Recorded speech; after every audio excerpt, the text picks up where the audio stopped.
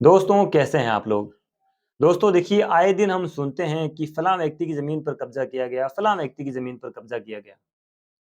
ये कब्जे का खेल ज्यादातर जो कमजोर वर्ग है उसकी जमीनों पर कब्जा किया जाता है।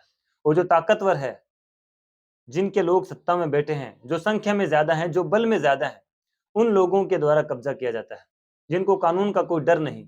ऐसे लोग गरीब लोगों की जमीनों पर कब्जा करते हैं। और उन बेचारों के पास में न तो इतना साधन होता है, न इतने पैसे होते हैं, न वो इतने आर्थिक तौर से जो है स्ट्रांग होते हैं कि वो उस कब्जे को उन कब्जाधारियों से अपनी जमीन को छुड़ा सके। आज भी कोर्ट में आप ऐसे कई केसेस देखेंगे जहां पे सिर्फ कब्जे को लेकर जो है विवाद चल रहे हैं। कई सालों तक वो विवाद चलते रहते हैं, लेकिन नतीजा कोई नहीं, नतीजा कुछ भी नहीं निकलता। और ये खेल तब तक चलता रहेगा जब तक कि पावर एक ही जगह सेंटर हो जाती है। जो गरीब है, अगर उनकी सुनवाई नहीं की जाएगी तो उनकी जमीनों पर इसी तरह कब्जा किया जाएगा।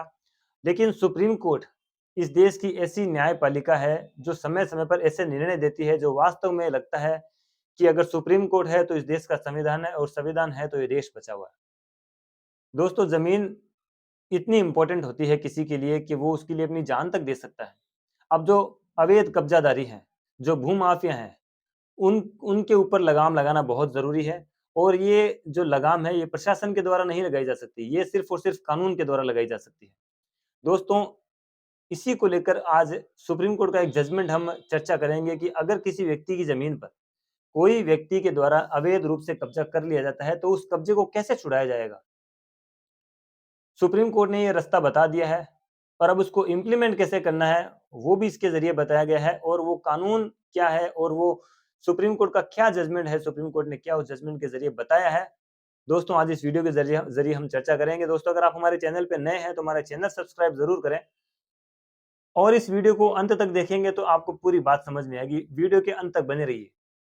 देखिए, सुप्रीम कोर्ट ने साफ लफ्जों में कहा है, मैं आपको सीधी और सरल भाषा में एक चीज बता दूं कि सुप्रीम कोर्ट ने ये बात कह दी है कि अगर किसी व्यक्ति की जमीन पर अवैध कब्जा कर लिया है किसी ने, और जिस व्यक्ति की जमीन पर अवैध कब्जा किया गया है उसके पास में अगर जमीन से संबंधित टाइटल है, यानी उसके पास में जो टाइटल अगर उसके पास में है, ऐसे कागज उसके पास में है जिससे कि उसका स्वामित्व साबित होता है, तो उस व्यक्ति के द्वारा अपनी जमीन को खाली कराने के लिए किसी कानूनी जो है लफड़े में पड़ने की जरूरत नहीं है, कोई कानूनी प्रक्रिया नहीं होगी, वो सीधे बलपूर्वक अपनी जो है जमीन को खाली करवा सकता है। जी हाँ दोस्तों, बलपूर्वक खाली करवा सकता है अपनी जमीन, अगर उसके पास में जो है टाइटल है, उसके पास में जो है उस जमीन से संबंधित ऐसे कागज हैं जो उसके स्वामित्व को दर्शाते हैं, उसके स्वामित्व को बताते हैं, ऐसे कागज अगर उसके पास में है तो वो व्यक्ति अपनी जमीन को कब्जाधारियों से बलपूर्वक छुड़ा सकता है। पूनाराम बनाम मोतीराम का सुप्रीम कोर्ट का लैंडमार्क जजमेंट है दोस्तों। इस मामले में हुआ क्या था कि जमीन पूनाराम की थी, लेकिन कब्जाधारी इसमें था मोतीराम। मोतीराम ने जमीन पर अपना दावा किया, और ट्रायल कोर्ट में जब मामला चला तो ट्रायल कोर्ट ने जो है अ, मोतीराम का जो केस है उसको खारिज किया, और जो पूनाराम जो इसका वास्तविक स्वामी है, जिसने डॉक्यूमेंट भी पेश किए थे अपने स्वामित्व के संबंध में, उसको जो है कब्जा दिया।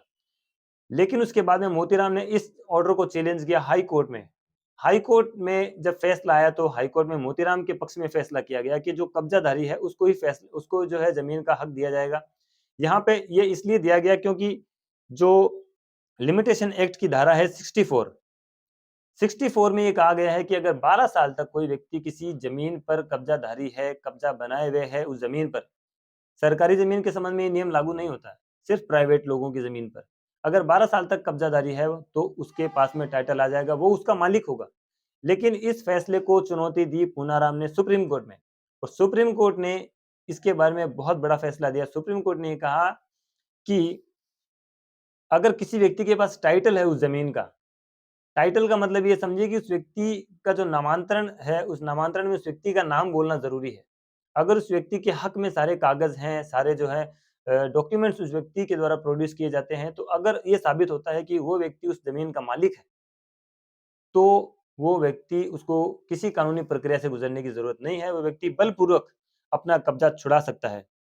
हालाँकि अगर मान लीजिए आपके पास टाइटल नहीं है लेकिन ज़मीन आपकी है, रजिस्ट्री से ज़मीन खरीदी है और आपने अभी तक अपने नाम नहीं करवाई है, लेकिन वो ज़मीन आपकी है, पुश्तैनी आपकी ज़मीन है, और किसी व्यक्ति ने उसके ऊपर कब्ज़ा कर लिया है, टाइटल तो आपके पास नहीं है, तो उस वक़्त ऐसी स्थिति में क्या करेंगे? तो उसके लिए दोस्तों स्पेसिफिक रिलीफ एक्ट बना हुआ है 1963, उसके ज़रिए आप कोर्ट में केस लड़के जो है अपना पक्ष रख के और उस ज़मीन को वापस छुड़वा सकते हैं। लेकिन अगर आपके पास टाइटल है तो आपको किसी सिविल कोर्ट में केस करने की ज़रूरत नहीं है। आप सीधे-सीधे उस व्यक्ति से बलपूर्वक अपना जो है कब्ज़ा खाली करवा सकते हैं, अपनी ज़मीन वापस ले सकते हैं।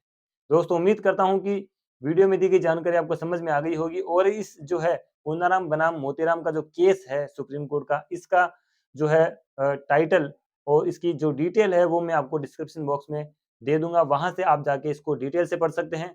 दोस्तों आज के लिए इस वीडियो में इतना ही, बने रहिए हमारे साथ में। ख्याल रखिए, सुरक्षित रहिए, तब तक के लिए जय हिंद।